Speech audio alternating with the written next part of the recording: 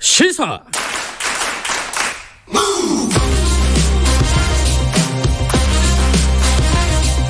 지금 여러분께서는 김경래 기자의 최강 시사를 듣고 계십니다.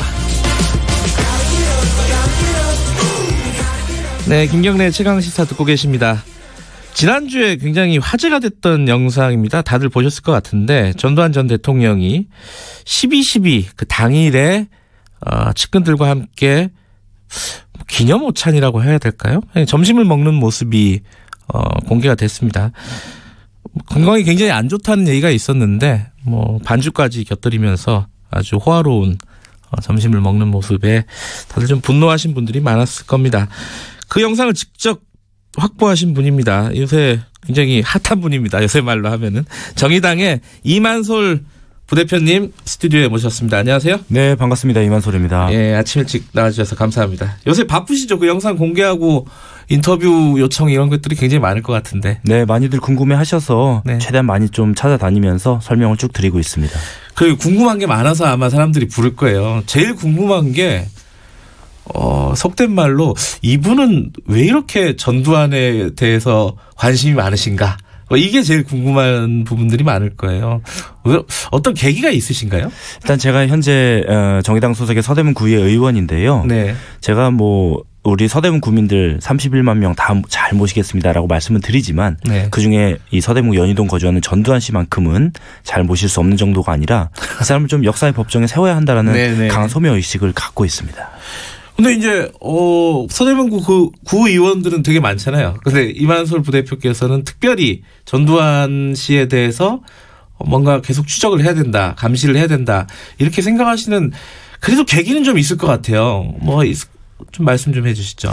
현재 우리 대한민국 현대사에 있어서 네. 전두환 씨만큼 가장 악영향을 끼친 인물이 또 있는가 싶으면은 사실 선뜻 대답하기 쉽지 않습니다. 근데 전두환 씨가 만약에 진심으로 사죄하고 반성하고 용서를 구했더라면 아마 역사의 저편으로 흘려보냈을 수도 있겠지만 여전히 5.18에 대해서 폭동으로 규정하고 또 이순자 씨는 때때로 전두환이 민주주의의 아버지다 이런 망언을 내뱉고 이런 것들이 국민들이 굉장히 악영향을 끼치기 때문에 공익적 차원에서는 계속해서 끊임없이 좀 단죄의 노력을 기울여야 한다라는 생각을 갖고 있습니다.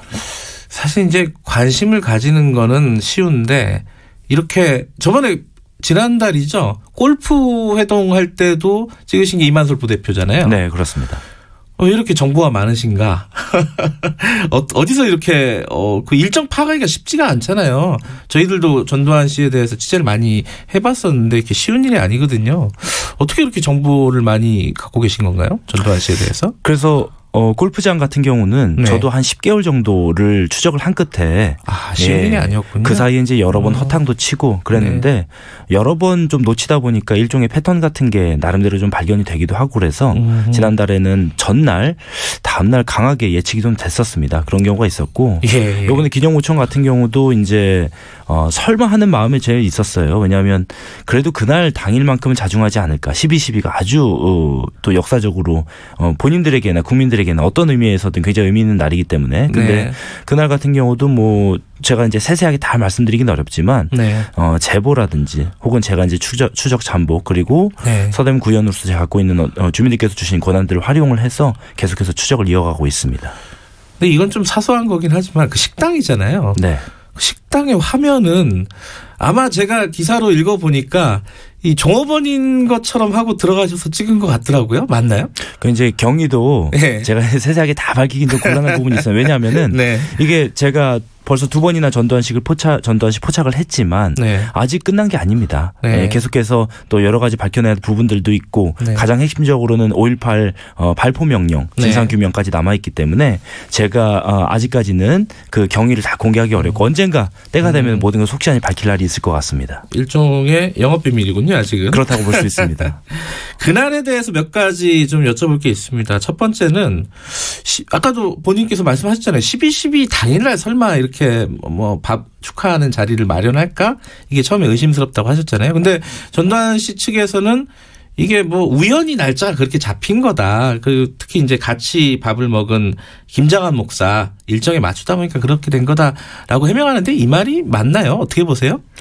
지난달에 골프장에서 네. 전두환 씨가 저를 만났을 때 세금을 네가 좀 내주라 이랬지 않습니까? 아, 기억납니다. 네, 예. 제가 전두환 씨 세금은 대신 못 내드리는데 댁에다가 달력은 놔드릴 수 있습니다. 아니 도대체 그렇게 네. 설득력이 없는 변명을 내놓을 줄은 저도 생각을 못했습니다. 설령 그런 날짜가 우연히 겹쳤다고 하더라도 네. 국민들이 보는 시선 이목을 생각을 하면은 날짜를 조정하는 게 그게 상식 아니겠습니까? 네. 그러니까 12.12에 대해서 국민들이 어떻게 평가하고 역사적으로 어떤 이 평가를 받았는지에 대해서 전혀 개의치 않는 모습에 대해서 다시 한번 분노가 치밀어 올랐고요. 또 네. 하나는 뭐 김장환 목사 이분 네. 이제 극동방송 설립자이시기도 한 분인데 지금도 이사장이죠. 그렇죠. 네. 원로 목사이시고 이분이 어떤 그 모임의 중심인 것처럼 설명을 하지만 제가 그날 2시간여의 이 오찬 자리를 쭉 지켜본 바로는 전혀 그런 느낌이 아니었습니다. 전두환 씨가 그 모임의 메인이자 핵심이고 호스트 역할을 하고 있었어요. 그래요? 그렇기 때문에 김장환 목사의 핑계를 대는 것은 가당찮은 변명에 불과하다라고 말씀드리고 싶습니다. 그날 모였던 사람들이 그 12.12 쿠데타의 장본인들이 주로 다 모였나요? 그 구성원들이 어떻게 됐었어요? 일단 정호용 전 예. 특전사령관이 있었고요. 네. 또 최세창 당시 3공수 여단장이 이렇게 있었는데 아시다시피 12.12 군사 쿠데타 당일에도 아주 핵심적인 역할을 했던 사람들이고 네. 또한 그 이듬해인 80년 5월 광주에서 광주 시민들을 총칼로 짓밟을 때 가장 이 전두환의 어떤 명령권 하에서 네. 집계 라인이 돼서 아주 실질적인 행동 대장격으로 나섰던 핵심 3인방이 그날 모여 있었던 모습을 확인할 수 있었습니다. 그런 사람들은 모여가지고 전두환 씨 측근들이니까 같이 밥을 먹는다. 뭐 논리적으로는 이해가 돼요. 근데 김장환 목사는 왜 거기에 낀 거죠? 김장환 목사 같은 경우는 전두환 씨가 이제 정권에서 내려온 다음에 네. 구속 수감된 상태에서 뭐 10수 차례 이렇게 좀 면회도 갔다 이렇게 알려진 바 있더라고요. 그래요? 그런 걸 봤을 때 뭐 제가 세세한 사정까지 잘 모르겠습니다만 네. 그런 부분들이 뭐 어떤 의리 혹은 그 사람들이 갖고 있는 어떤 그 인간적 관계 뭐 이런 것들이 좀 작용을 하지 않을까 생각을 합니다. 그 집이 비싼 집이죠? 그 식당이. 제가 그날 전두환 씨를 기다리면서 예. 저도 식사를 했습니다. 아, 그래요? 예. 예. 근데 저는 거기가 중식당이니까 뭐 그럼 짜장이나 짬뽕 정도 먹어야겠다라고 메뉴판을 네. 봤는데 짜장 짬뽕이 아예 없고요. 아하. 가장 저렴한 단품 식사가 밥 한 그릇에 8만 원짜리였습니다. 단품이요? 네, 단품으로. 코스가 아니라? 8만 원짜리 밑으로는 아예 메뉴판에 있지도 않았습니다. 굉장히 고급 집이군요. 네, 그러니까 제가 그날 제 동료랑 둘이서 갔는데 둘이서 합쳐서 거금 16만 원을 아유, 눈물로 제가 지출을 했습니다. 좀 저는 아깝네요. 세상에 태어나서 그렇게 비싼 밥은 처음 먹어봤습니다. 아, 단품이 8만 원이다. 그러면 이 사람들이 먹었던 그 오차는 그 보도로는 뭐 코스가 한 20만 원짜리 1인당 코스라 그러던데 그게 맞나요? 네, 제가 그날 서빙을 하는 종업원에게 직접 확인을 한 게 A세트 20만 원짜리를 먹었고요. 네. 근데 1인당 20만 원 이상의 초과 지출하는 것을 제가 확인을 했습니다. 왜냐하면 이 메뉴 코스에 없는 요리를 계속해서 추가 주문을 했습니다. 가령 영상에도 나왔지만 불도장이라는 음식이죠. 네, 저도 그날 그날 유명한 중국 음식이죠. 저는 사실 그런 메뉴가 있는지 잘 몰랐습니다. 저는 알고 있었습니다. 아, 그렇습니까? 예. 저랑 클래스가 좀 다르신 것 같습니다. 먹어본 적은 없어요. 네네. 아무튼 그 불도장이란 메뉴는 예. A 코스에 포함이 안 돼 있습니다. 아. 근데 각하께서 찾으신다. 이런 아하. 이유로 추가로 주문하는 걸 봤거든요. 네. 근데 불도장 이게 그 메뉴 하나가 또 15만 원짜리더라고요. 아하. 그렇기 때문에 1인당 최소한이 20만 원이었고 그 이상 훨씬 더 지출을 많이 해서 제가 볼 때는 그날 참석자 한 10명이었습니다. 네. 그러니까 300만 원 가까이 되는 한 끼 식사에 예. 그렇게 지출을 한 것으로 저는 그날 직접 목격을 했습니다. 뭐 와인이나 이런 것들도 보이더라고요. 화면에 보니까. 와인은 뭐 갖고 온 것도 있다고 그러더라고요. 아하. 네. 뭐 그래도 뭐 그 비용을 받잖아요. 갖고 와도. 돈을 누가 냈습니까? 이게 제일 궁금한 부분 중에 하나예요. 많은 분들이 그 부분 네. 궁금해하시는데 제가 현장에서 누가 결제하는 것을 직접 확인하지는 못했습니다. 네. 그러니까 그 정도 되면은 아마 뭐 따로 이렇게 좀 뭐 이체를 해준다든지 아니면은 뭐 비서관 역할을 하시는 분들이 나중에 와가지고 혹은 사전에 결제를 한다. 아마 이제 사후 결제를 하는 그렇겠죠. 근데 문제는 식당 측에서도 누가 결제인지 확인을 안 해주고 있습니다. 네. 이게 돈 문제 관련해서는 예전에 골프장에서도 제가 거기 동행하고 있었던 골프장 회장으로 추정되는 상대는 사람에게 네. 그린피를 받느냐라고 물었더니 대답을 못 하더라고요. 전두환 씨가 어딜 가든지 돈 문제 관련해서는 항상 함구를 합니다. 하긴 뭐 근데 같이 밥을 먹었던 정호영 씨 같은 경우에 돈이 굉장히 많은 사람이에요. 1,000억 원대라고 알려져 있죠. 그래서 뭐 누군가 냈을 것 같긴 한데 전두환 씨가 워낙 돈이 없다고 지금 주장을 하고 있으니까 그 부분이 궁금하긴 해요. 그 자리에 좌장이면은 뭔가 체면치레로 돈이라도 냈을 법도 한데 이번에 전두환 씨 측에서 네. 돈 문제 관련해서 이례적으로 한번 언급을 했어요. 네. 과거에는 뭐 전혀 아예 그 입장을 밝히지 않다가 네. 이순자 씨가 갖고 있는 어떤 이 생활비 쪽으로 네. 골프장이건 뭐 식사건 이렇게 지출을 하고 있다. 이번 식사는 뭐 이제 각출을 했다라고 얘기하는데 객출을 했다 그래요? 네, 그렇게 얘기하는데 뭐 확인된 바는 없고 네. 또 믿기도 좀 어렵습니다. 근데 그 아까 와인 얘기 잠깐 했는데 전두환 씨가 알츠하이머를 앓고 있다고 이순자 씨 측은 주장을 하고 있지 않습니까? 네. 건강이 되게 안 좋다고 얘기를 하는데 골프 치고 술을 마시고 이 정도면 뭐 괜찮지 않나? 가까이서 보시니까 어땠습니까?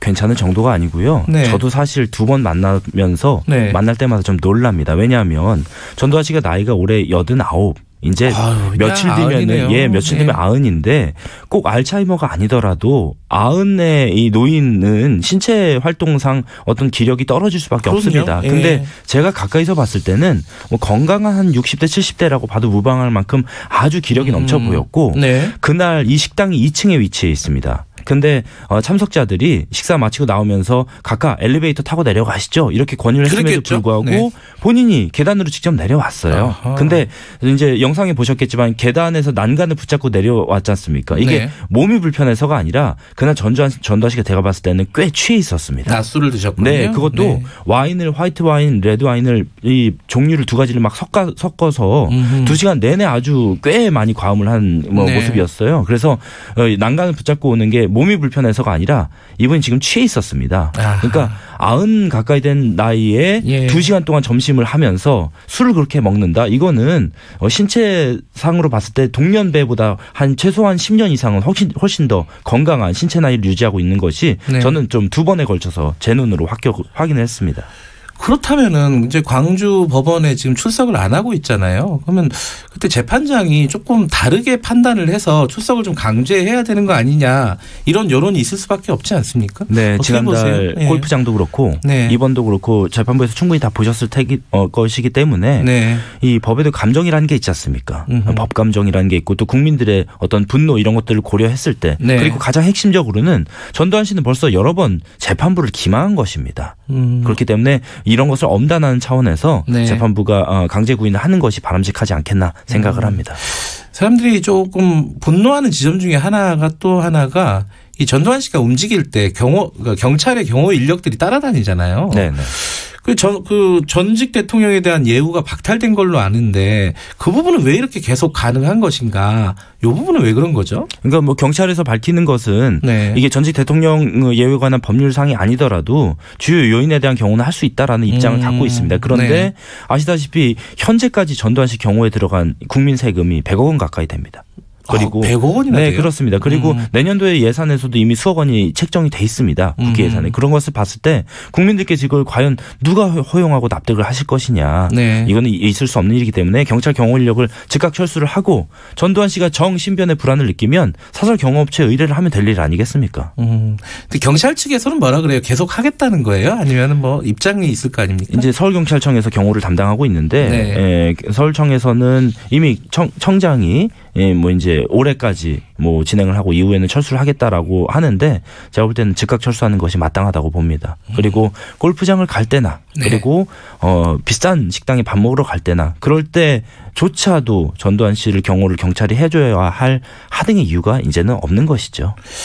근데 진짜 돈이 없는 건가? 물론 이제 뭐 이순자 씨는 돈이 있잖아요, 그죠? 근데 그 부분은 이제 추징을 하기가 법적으로 이제 불가능하기 때문에 그렇게 되는 건데 이 추징금 아직도 굉장히 많이 남지 않았습니까? 1,000억 원이 넘게 남은 걸로 알고 있는데 그거 어떻게 방법이 없나요? 그 좀 연구 좀 해보셨을 거 아닙니까, 부 대표님도? 일단 전두환 씨가 지금 살고 있는 연희동 자택이 감정가가 100억이 넘지 않습니까? 네. 그래서 이제 공매에 넘어간 상태인데 네. 이 집 같은 경우는 계속해서 전두환 씨 가족 측에서 계속해서 소송을 제기하고 있어요. 그렇죠. 그러니까 집은 이순자 씨 명의로 돼 있고 이게 이제 별관과 뭐 별채, 본채 이런 식으로 이제 꽤 큰 저택인데 여기 뭐 이제 마당은 누구 거, 며느리 거, 어디는 뭐 비서관 거 이런 식으로 전두환 씨 본인의 재산이 아니다라고 밝히고 있습니다. 근데 우리 많은 국민들이 추정하시고 의심키로 전두환 씨가 갖고 있는 수천억 원이 될지 수조 원이 될지 알 수 없는 그 막대한 재산이 가족들과 그다음에 가신들, 일가 친척들에게 분산해서 은닉돼 있을 것을 우리가 강하게 추정하고 있지 않습니까? 그렇기 때문에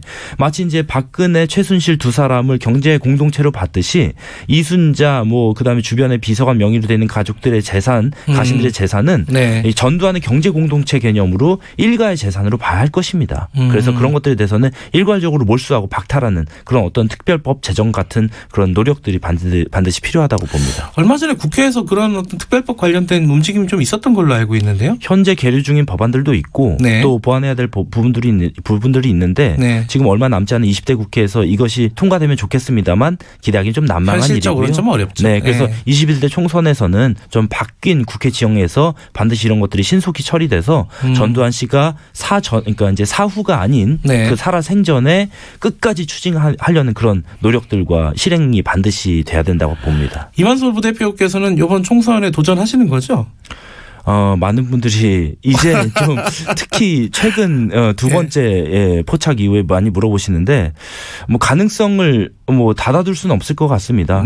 또 우리 이제 제가 속해 있는 정의당의 또 여러 가지 당원들의 요구나 국민들의 요구가 있을 때는 뭐 저도 이제 정치인 한 사람으로서 책임 있게 응해야 되지 않나 생각을 합니다. 만약에 국회에 입성을 하신다면은 방금 말씀하신 뭐 전두환 재산 추징할 수 있는 특별법 같은 걸 만드는 거 그런데 역할을 좀 많이 하실 것 같다는 생각은 좀 들어요? 제가 현재는 서대문구의 의원인데요. 전두환 씨를 추적하면서 사실 제가 갖고 있는 권한 좀 작다라는 생각은 했습니다. 왜냐하면 제가 서대문구에 이제 납부해야 되는 지방세 문제 같은 경우는 여러 가지 정보 파악이나 추적 같은 것들이 좀 원활한데 국세 그리고 추징금 같은 경우는 사실 제 권한 좀 밖의 일입니다. 그래서 이 문제에 대해서 특별히 좀 제가 많은 관심을 갖고 있고 노력을 기울이고 있는데 거기에 걸맞는 권한이 있었으면 하는 바람은 솔직히 가져보긴 했습니다.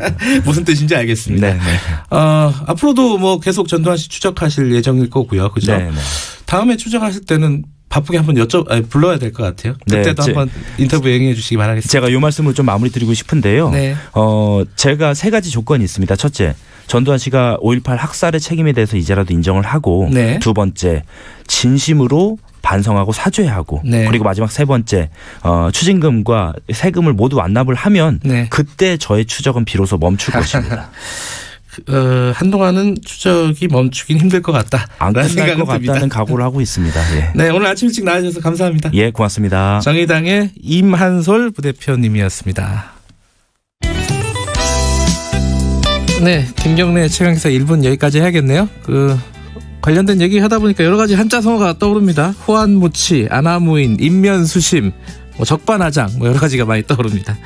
자, 잠시 후 2부에서 뵐게요. 뉴스 듣고 8시 5분에 돌아옵니다.